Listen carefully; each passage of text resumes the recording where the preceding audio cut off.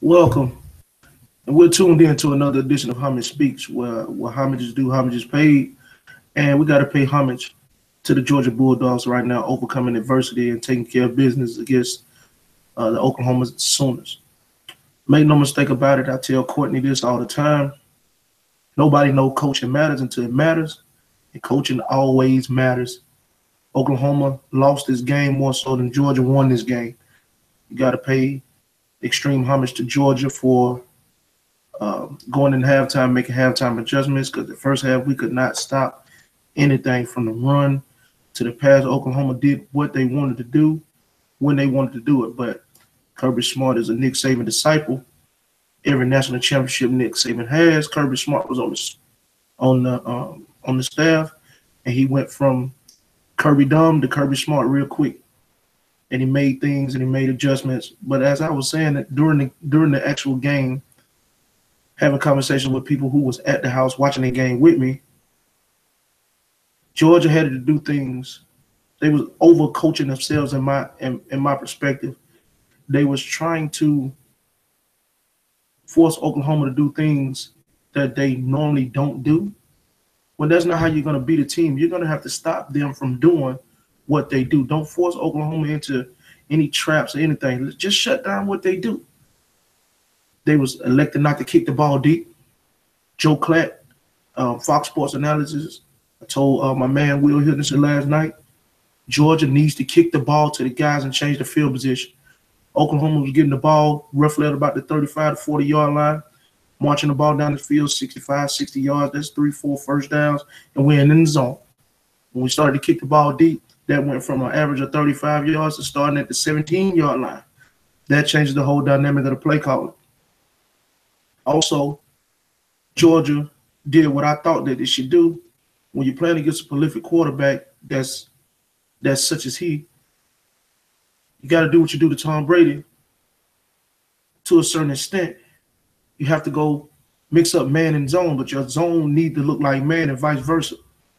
Georgia had to get pressure from the front four linemen and drop everybody in coverage and make Baker Mayfield do what I don't think he can do very well, which is the reason why his draft stock has plummeted, is that he can't throw his receivers open. Though he completed 70% of his passes, threw 83 touchdowns and 6 picks the 14 picks in the last 2 seasons, he still has trouble throwing people open. And that's what you got to do on the next level, because the cornerbacks are good. The cornerbacks actually have more of an advantage than the receivers have more advantage in the pro game than they do in the college game, but you still have to be able to throw people open when the coverage is there. And that's something that Baker Mayfield struggled with last night. When those guys were running free and wide open, boom, ball there on time. But every time he had to make an accurate throw down the field, that never occurred. Back to the Bulldogs. They made it real hard last night for us, guys. You had one job. Run the football. They can't stop it. Football is still going to be control the line of scrimmage, run the football, play the ball, play well on third downs. Can your defense get off the field on third downs? Can your offense stay on the field on third downs? All season long, Jake Fromm has been managing the ball game, and we get into this big game, and all of a sudden we want him to win the game. No, that's against Alabama. That game is coming.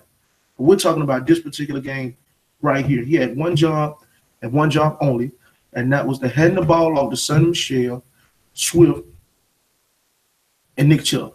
And every time we did that, we scored. And we scored a lot. And we scored often. But, sometimes people want to make it hard.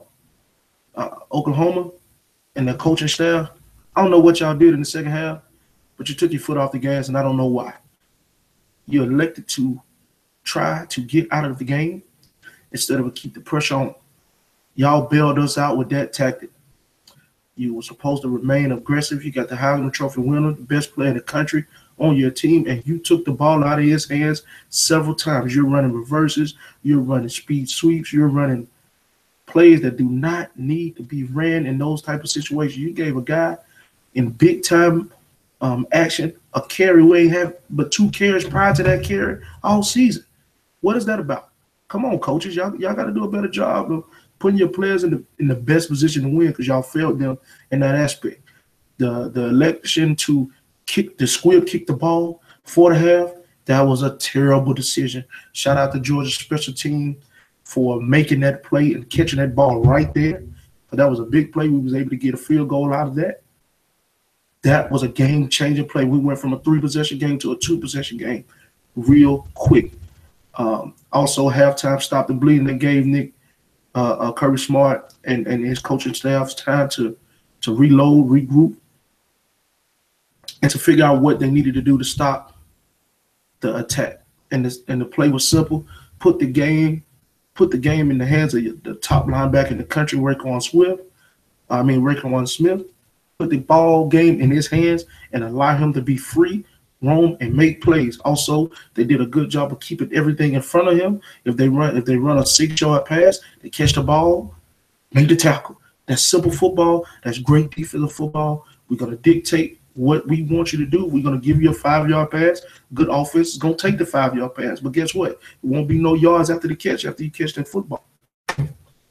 Going forward, Georgia Bulldogs got their hands tied up with them, with the roll tide coming down here. But it's not going to be as difficult as people think because we're going to be in the ball game because Alabama offense is not good. I'm just trying to tell you, it's not good. Jalen Hurts, as athletic as he is, he's not seeing the field. He had a guy last night wide open.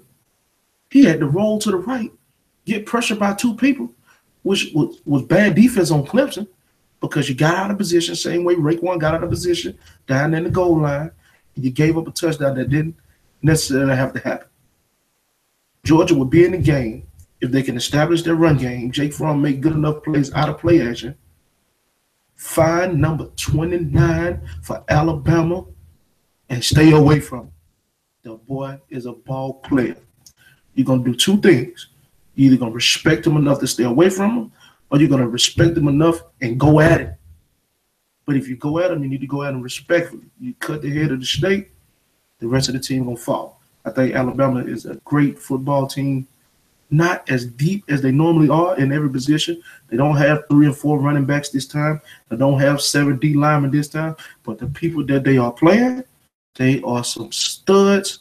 Our offensive line is going to have to come to play. But I like Georgia in this game. It's going to be a tough one, but we can get it done. And with that being said, we marks another edition of Hunter Speaks.